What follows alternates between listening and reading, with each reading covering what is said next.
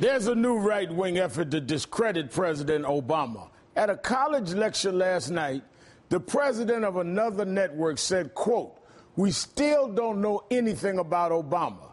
In fact, this myth that President Obama somehow wasn't vetted after an entire political campaign is really being pushed hard. Barack Obama back in 2008 was an empty vessel. The public did not know what or who filled this vessel in order to create what has become a very, I think, confused and mission and visionless leader for our country.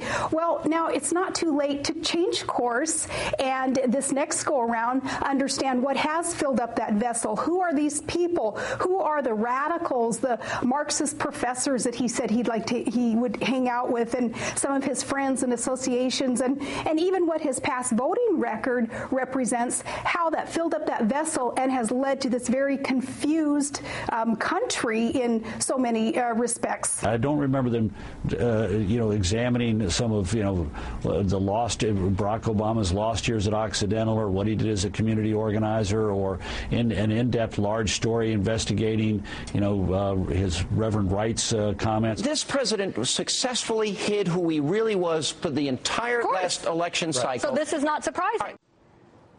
He's an empty vessel who wasn't vetted in 2008. He hid who he really was. The conservative Red State blog writes, quote, "It's most important to know the organizations that Obama was and is associated with, because these organizations are some of the most corrupt and dangerous ones of our times."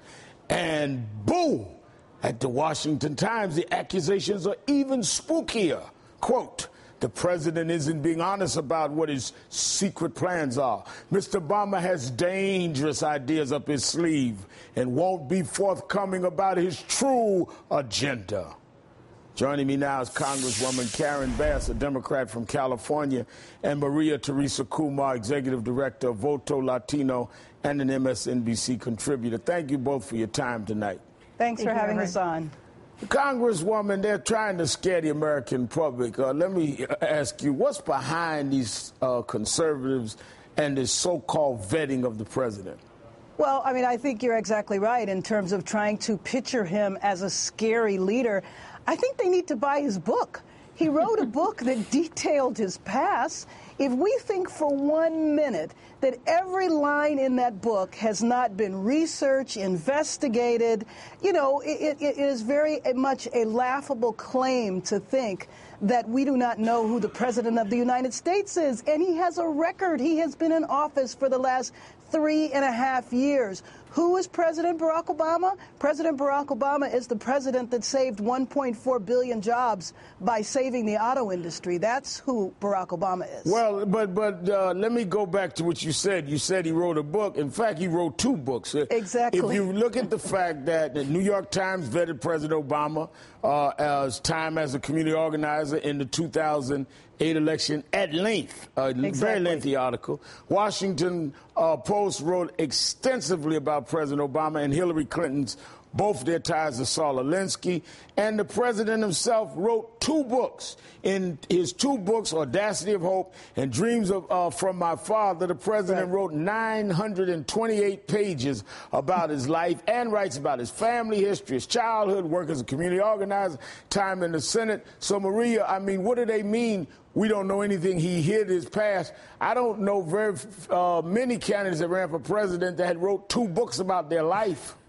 Well, and that's what it is that the super PACs are going now on a fishing expedition with the hopes of finding a skeleton in President Obama's closet. But some people actually don't have any. And I think what changes the equation for this election in 2008 for 2012 is that the campaigns are no longer in control. The super PACs are. So what does that mean? It means that we haven't seen the nastiest part of the campaigns yet. And I think that both Mitt Romney and President Obama are going to be a little weary of what the super PACs are going to come out with, because it may not have their fingerprints on it, but the American people will associate it with their respective camps. Now, Congresswoman, let me say we got a glimpse of this vetting plan that they want to do with the president in the Ricketts proposal last week, which they proposed. This proposal to Ricketts is, quote, They say our plan is to do exactly what John McCain would not let us do. Another quote, we recommend hitting Barack right between the eyes. That speaks right to what Maria was talking about with these super PACs. And once again, he has been president for the last 3.5 years. But if they are going to talk about Reverend Wright, do you know during the last campaign in 2008, there were over 10,000 articles written about Reverend Wright. What more is there to know? Well, Maria, I think that what we're trying to deal with here is people that are not trying to really deal with what we know. They're trying to use kinds of subliminal messages, insinuation, and scare tactics. They're trying to really frighten people that there's something un-American about our president. And when you listen at Mr. Romney, let me play you a statement he made about the president. He doesn't want to share his real plans before the election, either with the public or with the press. By flexibility, he means that what the American public doesn't know won't hurt him. His intent is on hiding. You and I are going to have to do the seeking. He wants us to reelect him so we can find out what he'll actually do. With all the challenges the nation faces, this is not the time for President Obama's hide-and-seek campaign. Hide and seek, real agenda, won't tell us. And he was talking there about nukes and Russia. But clearly, going to your point, Congresswoman, when you have a president that's been in office 3.5 years, and we've seen what he's done in terms of the domestic policies all the way to foreign policies, I mean, clearly we have an idea of what his agenda is. Well, absolutely. He has a record to run on. But let me just tell you this.